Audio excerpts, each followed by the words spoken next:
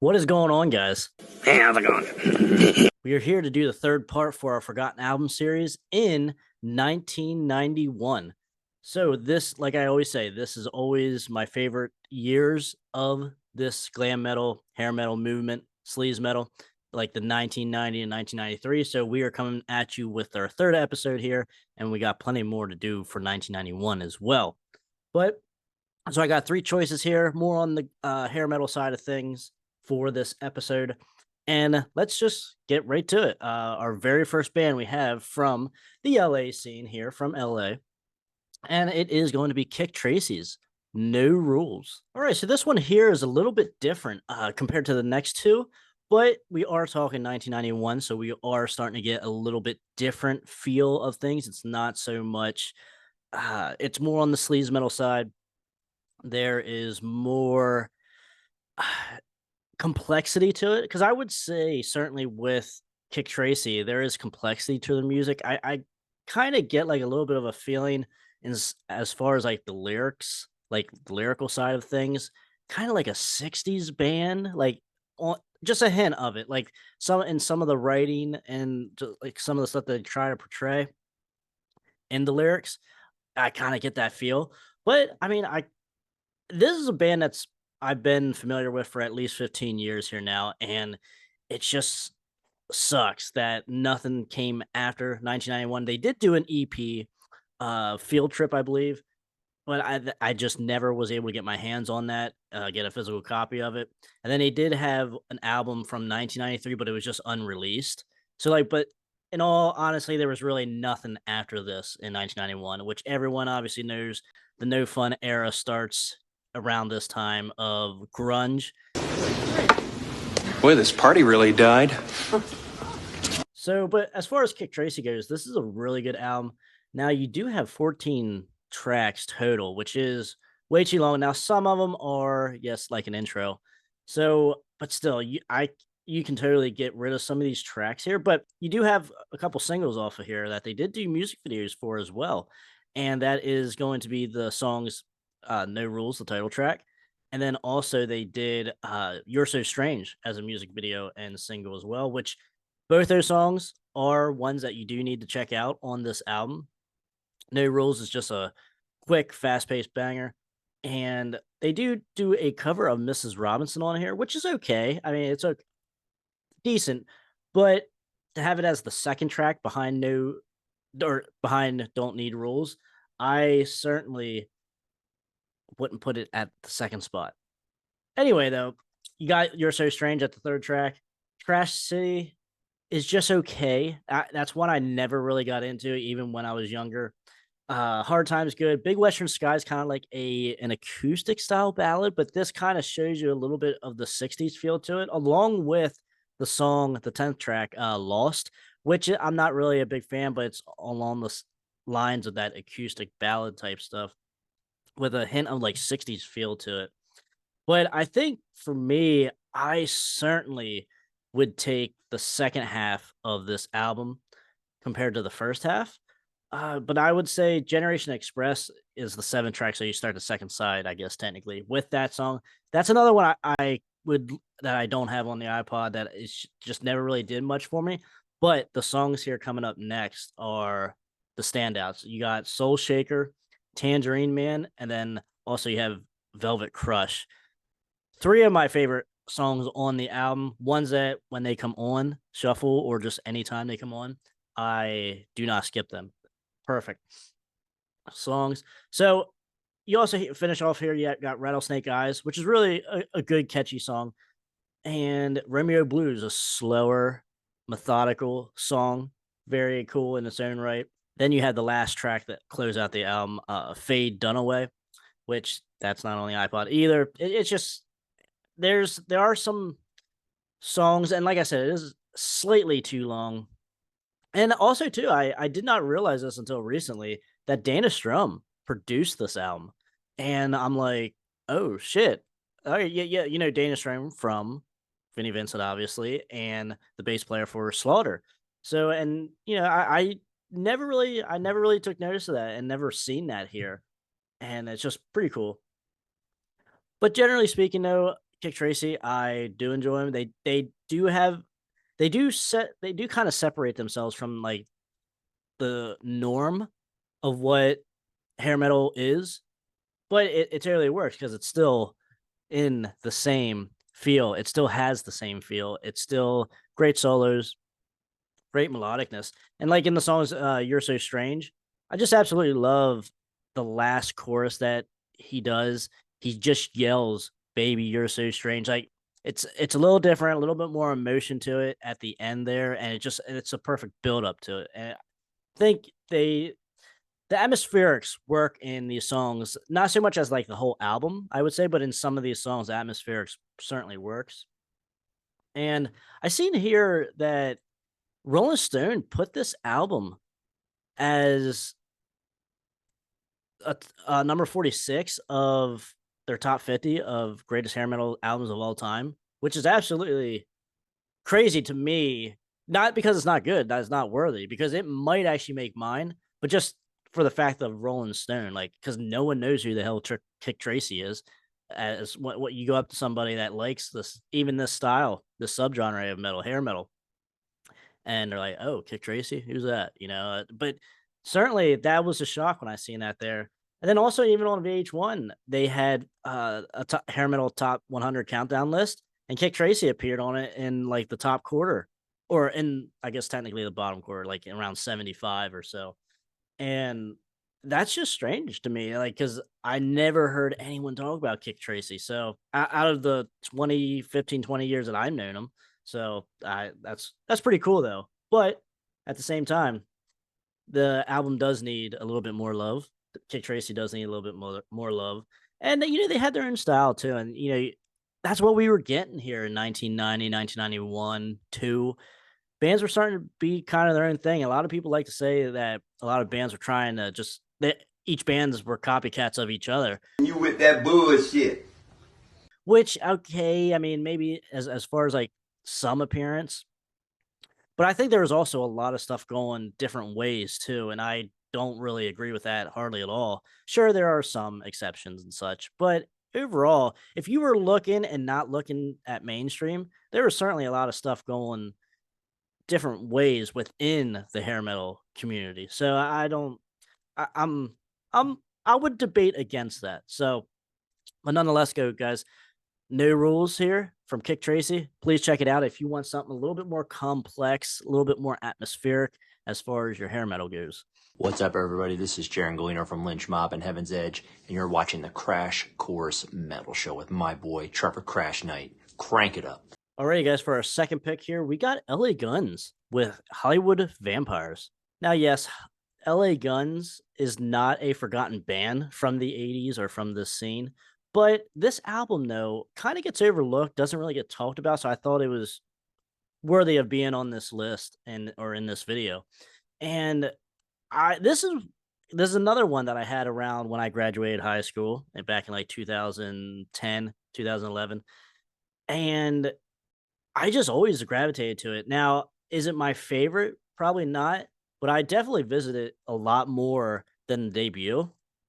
And I just like the somberness to it, kind of like the real strange. This is even a little bit more, or this is even a little bit atmospheric compared to, like we were just talking about Kick Tracii. There's a little bit of atmospherics in some of these songs, but there's some on here too, like, Crystal Eyes, even the ballads, and like Big House, and just there's something there. There's something here to where like when you look at this cover and you're listening to the album, you kind of feel that way too, especially with Over the Edge. Like right from the start, you have some kind of like feels like I don't know, Chinese or Gregorian type singer, and it's just very strange for like the first minute, and it just gets you in that feel of this album, and I just it's very memorable, especially Over the Edge, the first song gets you right in the mood.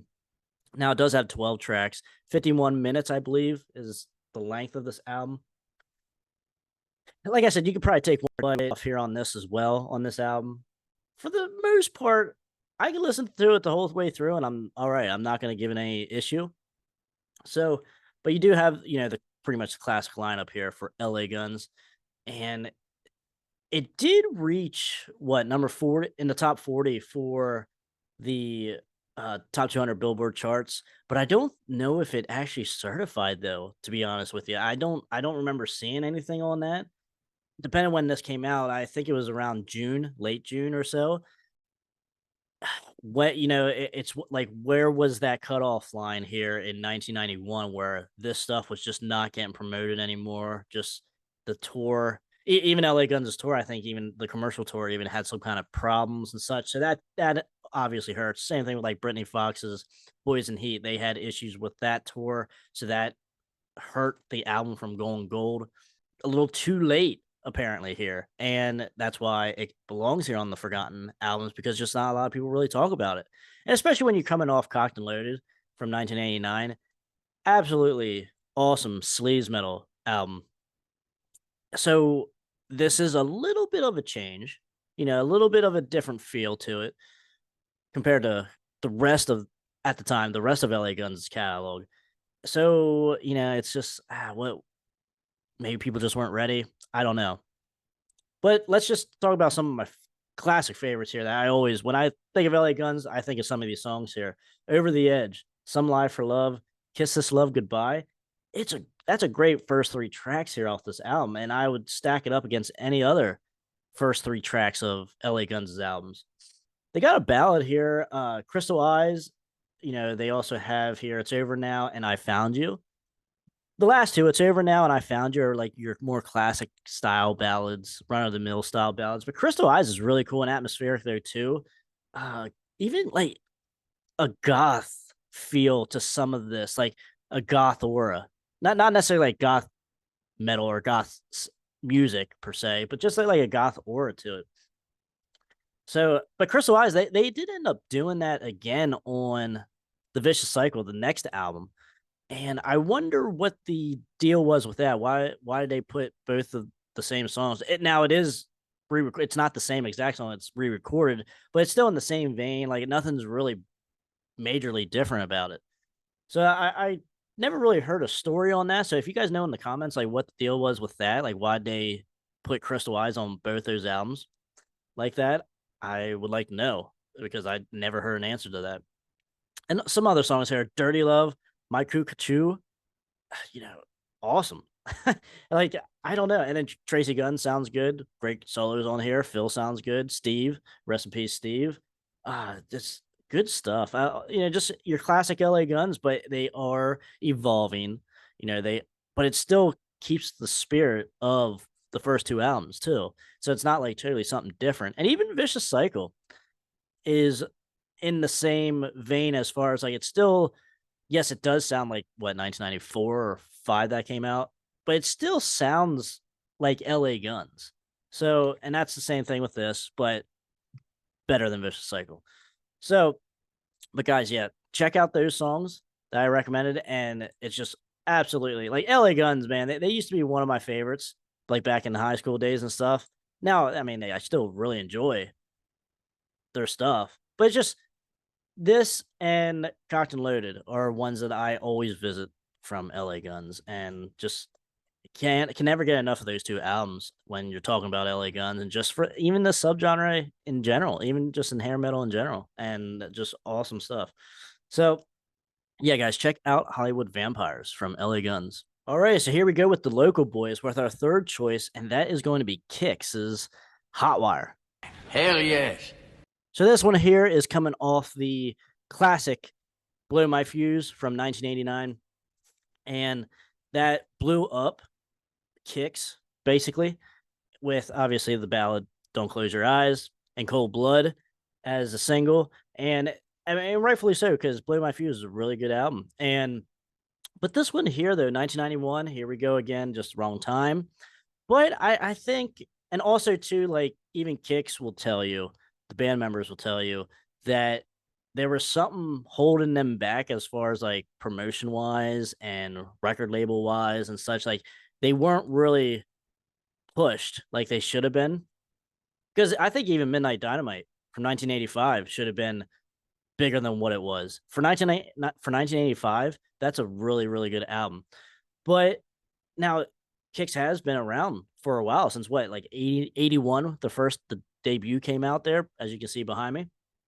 And now I don't really care for the first two albums at all, but from Midnight Dynamite on, all the albums have been awesome, and rightfully so. They get their due, but it's just weird that like after, the greatness of Don't Close Your Eyes and Cold Blood and just the album in general, there wasn't really too much push here. But like I said, 1991.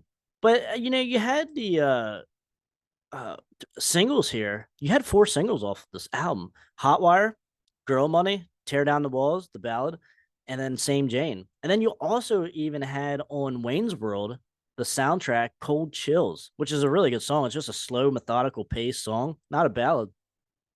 But something that kicks that I can think of never really did anything like that song again after this album.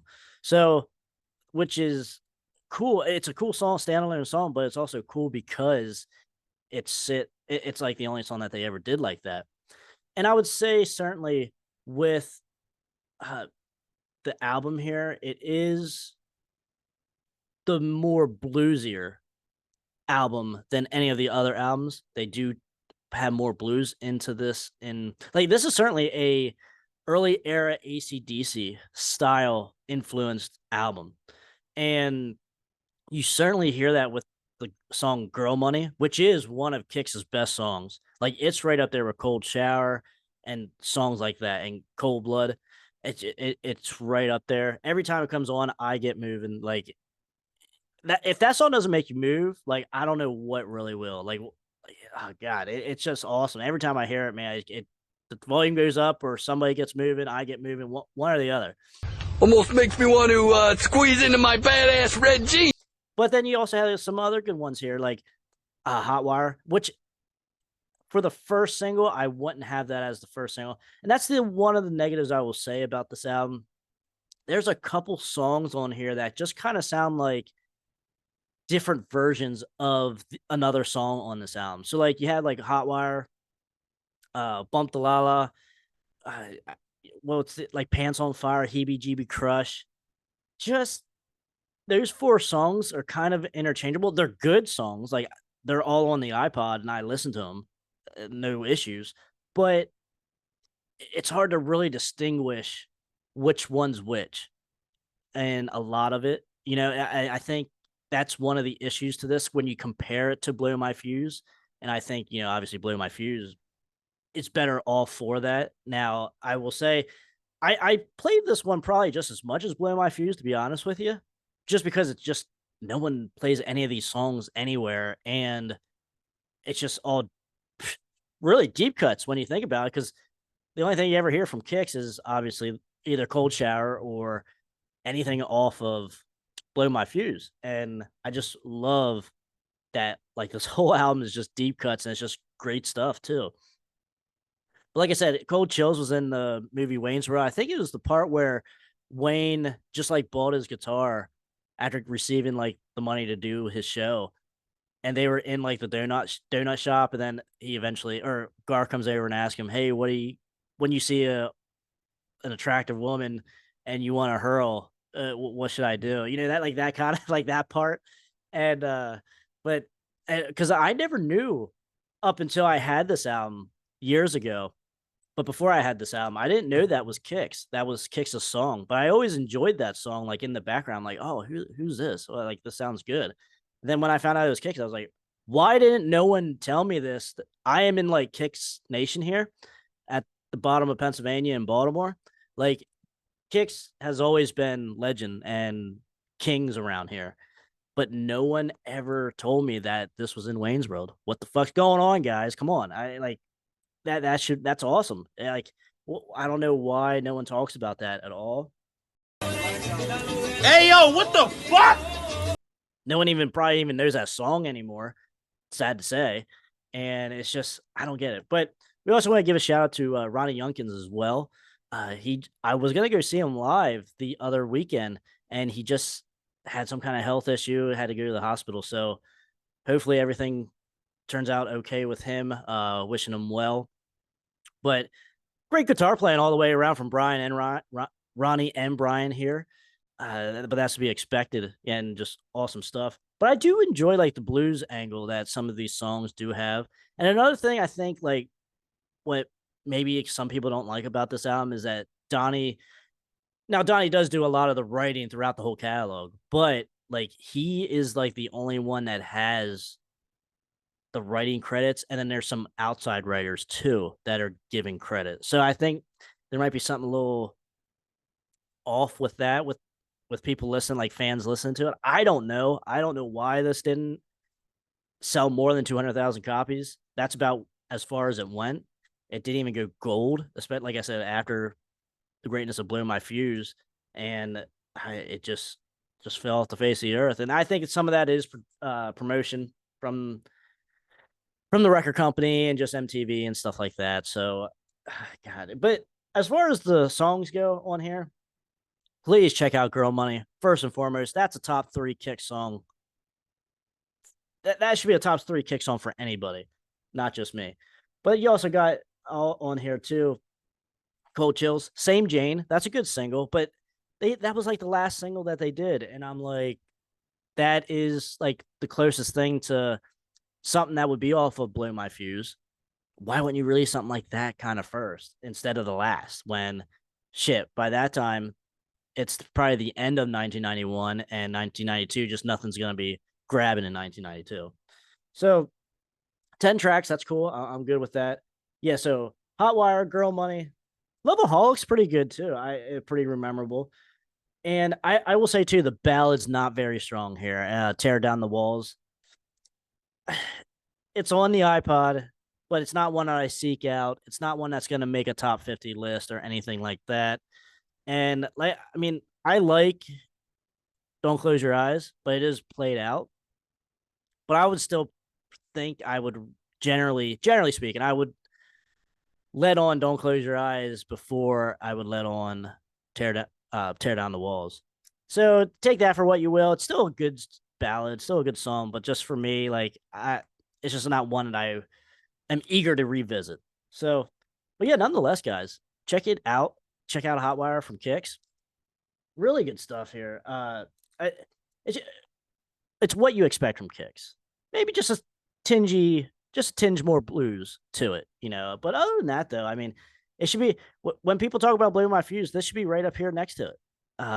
For the most part, I mean, like I said, there is maybe one or two weaker tracks, but if you like Blow My Fuse, Midnight Dynamite, there's no reason why you shouldn't like this as well. And I mean, the only thing I can think of is just the time that it came out, you know, just the end of the party. And, you know, sad to say, with a lot of these albums, a lot of other albums here in the early 90s, then that's kind of the same answer.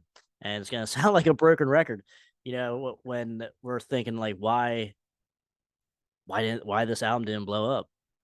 So, but guys, let me know in the comments what you think of these 3 albums. The Kick Tracii No Rules. We also had LA Guns, Hollywood Vampires, and then we had Kix Hotwire. Let me know in the comments. Talk to me.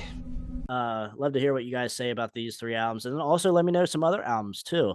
We're starting to get a good list going here that we already talked about, and also plenty more to come. Plenty more to come here, guys. So if you guys like what we're doing here with bringing the forgotten and unknown bands and just albums and songs to you guys, just helping promote this stuff, click the subscribe button, comment, like the video, hang out with us for a little while. I'm sure you'll enjoy it. I'm sure you'll find some stuff that you either forgot about or just don't know about and that you'll absolutely love, because I find that stuff every day and it's just awesome. So guys, until next time, stay out of that collateral damage. And if you guys enjoyed this video, check out part 2 right here.